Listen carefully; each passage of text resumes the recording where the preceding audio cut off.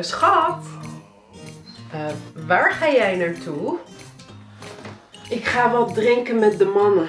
Alweer? Ga je weer wat met ze drinken? Je hebt gisteren toch ook al wat met ze gedronken? Oh, daar gaan we weer. Ik dacht dat jullie maar eens per week afspraken. Kun je niet wat vaker thuis met je vrouwtje op de bank zitten? En met je katten? Wat een onzin allemaal. Wat zeg je? Ik hoor je niet. Kom eens hier. Nee schat, ik moet echt gaan nu. Oké, nou veel plezier dan. Maar wel op tijd thuis zijn hoor. Ja hoor, is goed hoor.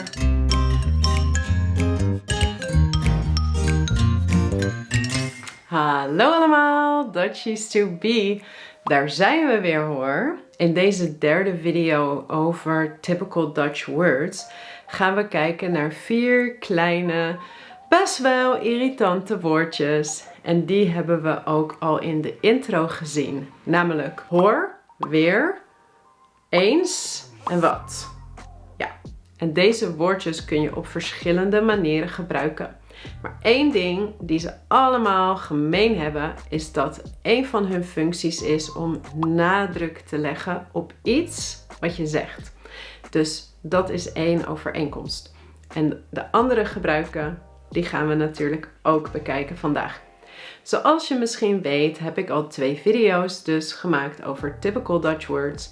Dat is deze en dat is deze. Dus als je die video's nog niet hebt gezien, maar je wilt ook meer leren over die woordjes, kijk die video's dan na deze video.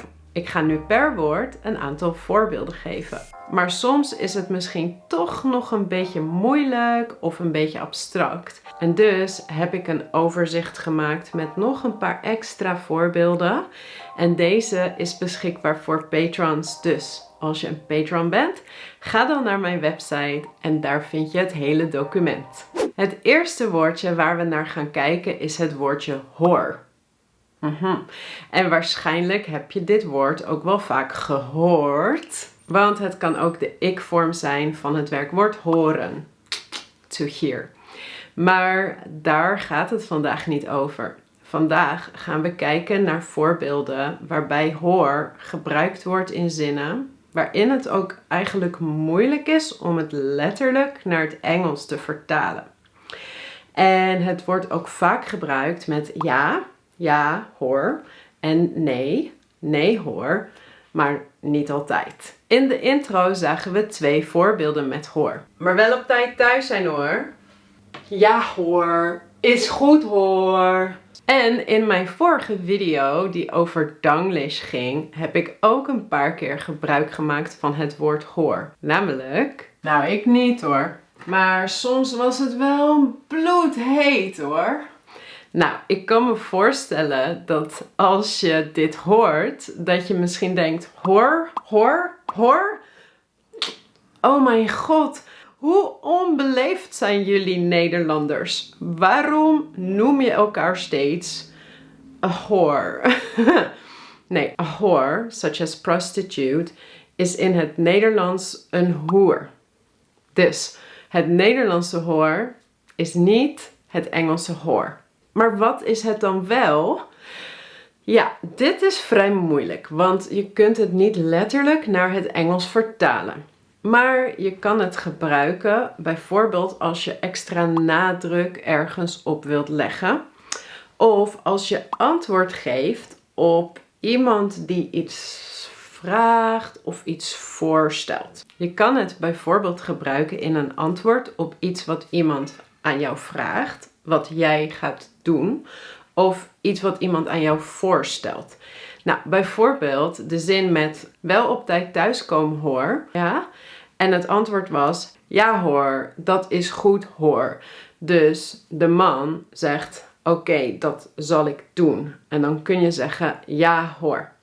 Maar je kan hier niet zeggen, nee hoor. Dat kan niet. Dus in dit geval, als je zegt dat je iets gaat doen, dan kun je vaak ja hoor zeggen. Maar als iemand jou iets voorstelt, bijvoorbeeld, wil je een kopje koffie? En als je dat niet wilt, kun je zeggen nee hoor, dankjewel.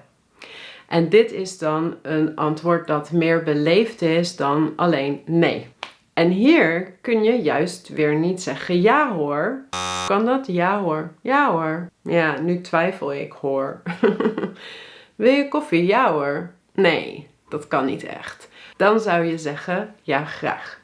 In de vorige video vroeg de blonde ik aan de andere ik, mijn normale ik. Gaan Nederlanders niet altijd naar het strand? En dat is dan iets wat ik wel of niet doe. En ik zei, nou, mij niet gezien hoor.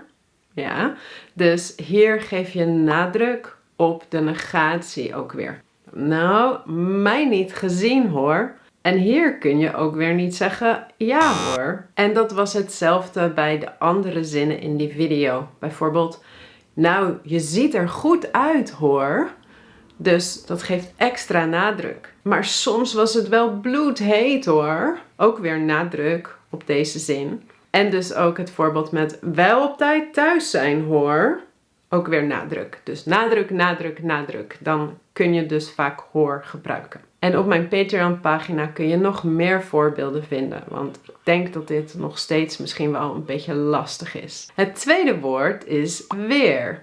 En het woord weer ken je misschien als zelfstandig naamwoord. Het weer. Het is lekker weer. Of het weer is lekker. Dus dit is the weather. Maar in de intro werd weer ook op andere manieren gebruikt. Bijvoorbeeld, alweer, ga je weer wat met ze drinken? Oh, daar gaan we weer. In deze voorbeelden betekent weer, en ook één keer alweer, dat betekent again, opnieuw, nog een keer. Je kunt dit ook gebruiken om extra nadruk ergens op te leggen. Bijvoorbeeld, wat is dat nou weer? Dus, what is that? Dat betekent niet echt, what is that again? Nee, maar what the heck is that? Dat is sterker dan, wat is dat? Wat is dat nou weer? Wat heb je nou weer gedaan? De tweede kan ook wel betekenen met, je doet altijd van die rare dingen. En wat heb je nou weer gedaan? Maar het is ook meer om nadruk weer te leggen. En als laatste kun je weer ook gebruiken voor heen en weer lopen. Ja, heen en weer lopen. Dus weer betekent terug. Ergens naartoe lopen en teruglopen. Of we gebruiken het ook als bijvoorbeeld over en weer. Dan gaat iets ook heen en terug. Back and forth, back and forth. En weer is dan dus back. En weer kan ook de ik-vorm zijn, de stam van het werkwoord weren. Maar daar gaan we nu niet naar kijken. We gaan namelijk naar het volgende woord en dat is eens. Je kan het bijvoorbeeld gebruiken om iets te zeggen over jouw mening. Bijvoorbeeld, ik ben het met jou eens. So I agree with you. Wij hebben dezelfde mening. Of ik heb dezelfde mening als jij. Of als ik niet dezelfde mening heb, zeg ik ben het oneens. Of wij zijn het oneens. We hebben niet dezelfde mening. Daarnaast kun je met eens op verschillende manieren een tijd aanduiden. Je kan bijvoorbeeld iets zeggen over het verleden. En een manier waarop veel sprookjes beginnen in het Nederlands is: er was eens een prinses, bla bla bla bla bla bla bla. In het Engels, once upon a time. Ja, er was eens. Of er waren eens een prins en een prinses. Ja. Of heb jij wel eens geskydived? Dus ook in het verleden. Heb jij, en dan vaak met wel, heb jij wel eens geskydived? Je kan eens ook gebruiken voor de toekomst. Bijvoorbeeld, ik wil wel eens skydiven. Dus eigenlijk ook met wel. Eens zul je weten wat ik bedoel. Dat is ook in de toekomst. Eens zul je weten wat ik bedoel. Je kunt het ook gebruiken om iets te zeggen over 1 keer per nog iets. Bijvoorbeeld zoals in de intro. Ik dacht dat jullie maar eens per week afspraken. Ik dacht dat jullie maar eens per week afspraken. Of eens per maand of eens per jaar. En als je eens samen met weer gebruikt, dan betekent het weer again. Dan betekent het weer again. Bijvoorbeeld, hij is weer eens heel laat thuisgekomen. Hij is weer eens heel laat thuisgekomen. Dus nog een keer. Again. En je kunt eens ook gebruiken om weer ergens nadruk op te leggen. Zoals, kom eens hier. Kom eens hier. Dan zeggen we ook eerder us of uns. En soms schrijf je het ook met apostrof en s. Kom eens hier. Kom eens hier. Dus nadruk. Hij kan niet eens voor zichzelf zorgen. He cannot even take care of himself. Dus je kan ook zeggen, hij kan niet voor zichzelf zorgen. Maar meer nadruk. Hij kan niet eens voor zichzelf zorgen. Denk eens even goed na. Dus je kunt zeggen, denk even goed na of denk goed na. Maar met nog meer nadruk, denk eens even goed na. Just think carefully. De laatste is wat. En waarschijnlijk heb je geleerd dat wat een vraagwoord is. Bijvoorbeeld, wat zeg je?